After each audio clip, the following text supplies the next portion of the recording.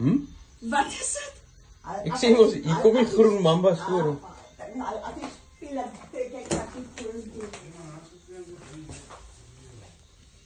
Wat is nou hier so?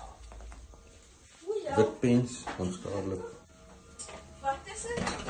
Wat is dit? Oeh, sorry. Wat is dit? Kyk mooi. Nee, ek weet nie! Is hy so dik soos 'n golfbal? Ek kry dit af van kerre. Kyk die ou litteken hier so seker van 'n kat of iets. Wat is dit? Dis 'n Aurora huisslang. Hoe kom hy hier? Sien, hy's geel, nou dink mense is 'n Kaapse kobra. Ek sal al meer wies van hulle. Ja, hy is nie giftig nie. Hy het nie gif nie.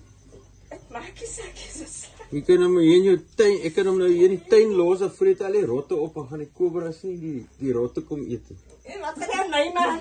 Niks, hy het nie gif nie, hy byt, hy het fyn tandjies.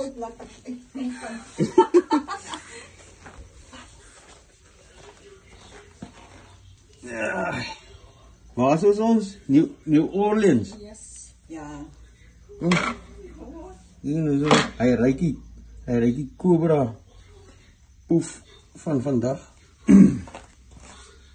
Maar hy nou kan tannie lekker rustig slaap, ten minste is dit nie 'n kobra nie.